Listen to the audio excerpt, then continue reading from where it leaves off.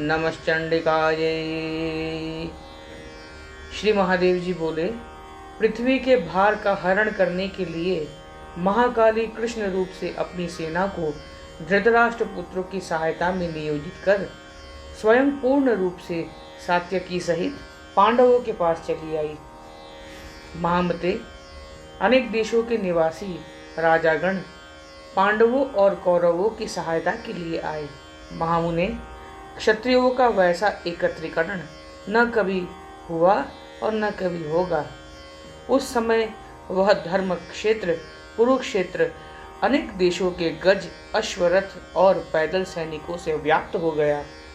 संसार का सर्वथा विनाश कर देने वाली उस युद्ध संबंधी तैयारी को देखकर भीष्म आदि महात्माओं ने दुर्योधन को रोका। श्रेष्ठ तत्वज्ञ भगवान वेद व्यास ने स्वयं आकर पुत्र सहित धृतराष्ट्र को बार बार रोका, लेकिन कालपाश से जकड़े हुए राजा धृतराष्ट्र ने व्यास जी की बात नहीं मानी और कर्ण के परामर्श अनुसार युद्ध के लिए निश्चय किया। इसके पश्चात धृतराष्ट्र के पुत्र अपने मंत्रियों के साथ युद्ध के लिए शंखों, नगाड़ों और दुंदुभियों की ध्वनि तथा रथों के धुरों की खड़खड़ाहट से पृथ्वी तल को कपाते हुए निकल पड़े। उन्हें आया देखकर पांडव पक्ष के महारथियों ने बार बार शंख ध्वनि के साथ सिंहनाद किया। उस ध्वनि से पृथ्वी और आकाश को गुंजायमान करते हुए धृतराष्ट्र पुत्र के मन तथा तेज को सब प्रकार से खींच लिया। तब धर्मपुत्र राजा युधिष्ठिर युद्ध में मोर्चा बांधकर डटे हुए भीष्म, द्रोण आदि प्रमुख गुरुजनों को पृथक पृथक रूप से प्रणाम कर और उनसे युद्ध के लिए आज्ञा लेकर पुनः अपने रथ पर आ गए। उसके बाद उन सभी पांडवों ने उत्तम रथों से नीचे कूदकर युद्ध में विजय प्राप्ति के लिए भगवती जगदम्बिका की स्तुति की। पांडव बोले, देवता के द्वारा पूजित चरण कमलों वाली तथा जगत के उद्भव, पालन और संसार की कारण स्वरूपिणी कात्यायनी, भीषण दुष्टों का नाश करने वाली देवी, त्रिपुरारी पत्नी, संसार के महान कष्टों को दूर करने वाली दुर्गा, हम पर प्रसन्न होइए। आप सर्वदा दुष्ट दैत्यों का संहार करती हैं, दुष्टों को विमोहित करती हैं और भक्तों के दुख का हरण करती हैं। जगत व्यापिनी, अचिंत्य रूपा, जो प्राणी त्रिलोकी में आपकी आराधना करता है उसे कोई कष्ट भी कभी पीड़ित नहीं कर सकता। जगत जननी, आप भगवती को प्रणाम करके ब्रह्मा जगत का सृजन कार्य, विष्णु पालन कार्य और शंभु संहार कार्य करते हैं। माता, आप समय समय पर अपनी लीला से उन त्रिदेवों का सृजन, पालन तथा विनाश करती है, किंतु आपका नाश किसी से कभी नहीं होता। दुखों का हरण करने वाली भगवती, जो लोग युद्ध क्षेत्र में आपका स्मरण करते हैं उनके शरीर में शत्रुओं के बाण प्रवेश नहीं कर पाते, अपितु श्रेष्ठ राक्षसों का संहार करने वाली देवी, शत्रुओं के शरीर में पूंछ तक प्रविष्ट होने वाले अनेक बाण तथा शत्रुओं के प्राण हर लेते हैं। जो मनुष्य अत्यंत दुर्गम तथा भीषण संग्राम में आपके मंत्र का जप करता है, शत्रुगणों को वो साक्षात काल के समान दिखाई देते हैं।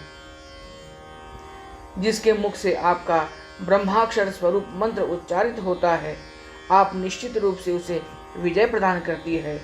परमेश्वरी, जो लोग भय की स्थिति में आपका आश्रय ग्रहण करते हैं उन्हें इस लोकों में तथा परलोकों में कहीं भी भय नहीं होता और दूर से ही उनसे भयभीत होकर दुष्टजन त्रस्त होते हुए सभी दिशाओं में भाग खड़े होते हैं।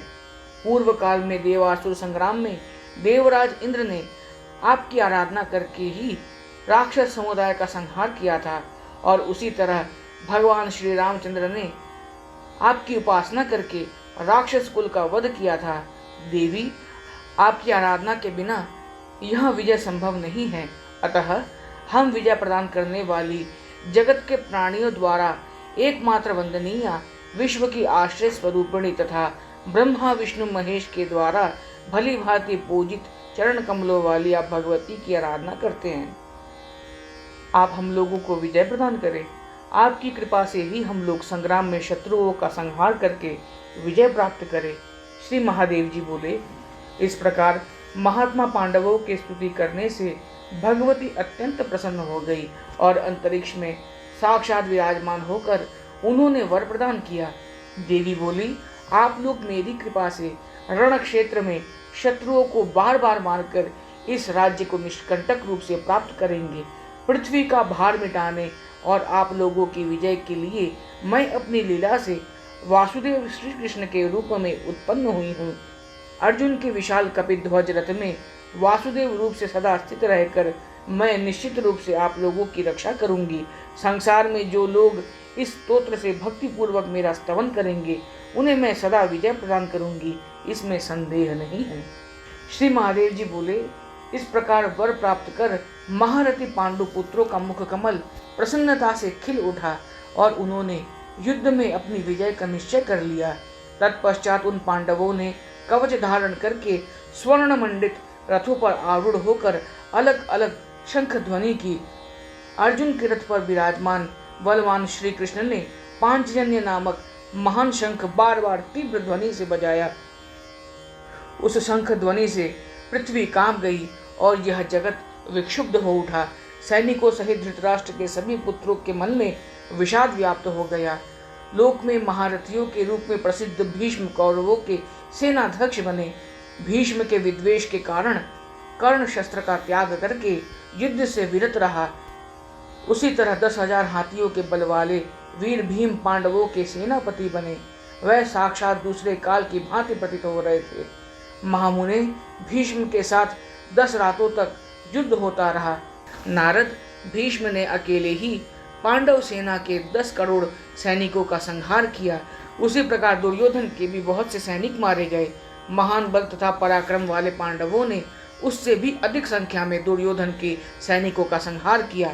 संग्राम में 10वें दिन जब सूर्यास्त होने में कुछ समय शेष था, तब अर्जुन ने शिखंडी को आगे करके महास्त्र से भीष्म को मार गिराया। सूर्य के उत्तरायण होने की प्रतीक्षा करते हुए तथा अपने पिता के वर को सत्य प्रदर्शित करते हुए वह धर्मात्मा महारथी भीष्म सरसैया पर स्थित रहे। तदनंतर द्रोणाचार्य को सेनापति बनाकर कर्ण आदि प्रमुख योद्धाओं ने 5 दिनों तक पुनः भीषण संग्राम किया। दुर्योधन के सैनिकों ने अन्यायपूर्ण युद्ध का आश्रय लेकर सुभद्रा पुत्र महारथी अभिमन्यु को उस संग्राम में मार डाला। तब महान बल तथा पराक्रम वाले अर्जुन ने जयद्रथ को सूर्यास्त तक मार डालने की प्रतिज्ञा करके अपनी बाण वर्षा से उसे मार डाला। इसी प्रकार दोनों ओर की सेनाओं में अन्य लोग भी मारे गए। 5वें दिन द्रुपद पुत्र धृष्टद्युम्न के द्वारा द्रोणाचार्य मारे गए। तत्पश्चात कर्ण के साथ 2 दिनों तक उन लोगों का युद्ध हुआ। उसमें कर्ण ने राक्षसेंद्र वीर घटोत्कच का वध किया और उस कर्ण को भी पांडु पुत्र कपिध्वज अर्जुन ने युद्ध में मार डाला। दोनों सेनाओं के और भी दूसरे राजागण परस्पर युद्ध करके यमपुरी चले गए। तदनंतर धर्मपुत्र राजा युधिष्ठिर ने क्रोधित होकर झुके हुए पर्वों वाले वाणों के द्वारा रण में शल्य को मार डाला। तत्पश्चात परस्पर विजय की अभिलाषा रखने वाले राजा दुर्योधन और भीमसेन का गदा युद्ध होने लगा। अपने अपने गदा से दुर्योधन और भीम ने महान युद्ध किया और भीम ने अपनी गदा से दुर्योधन का संहार कर दिया। उन महात्मा द्वारा धृतराष्ट्र पुत्र दुशासन आदि प्रधान योद्धा रण क्षेत्र में पहले ही मार डाले गए थे। तत्पश्चात अश्वत्थामा ने रात में सोते हुए द्रौपदी के 5 पुत्रों तथा अत्यंत पराक्रमी धृष्टद्युम्न का संहार किया। अर्जुन ने झुके हुए पर्वों वाले वाहनों का प्रयोग करके चिरंजीवी अश्वत्थामा तथा कृपाचार्य का वध न करके उन्हें संग्राम में परांगमुख कर दिया। मुनिश्रेष्ठ, इस प्रकार 18वें दिन दोनों ही पक्षों की 18 अक्षोहिणी सेनाएं युद्ध में मारी गई। तदनंतर महारथी पांडवों ने वासुदेव श्री कृष्ण को साथ में लेकर युद्ध में मारे गए सभी राजाओं की और्धदेहिक क्रिया भी संपन्न की।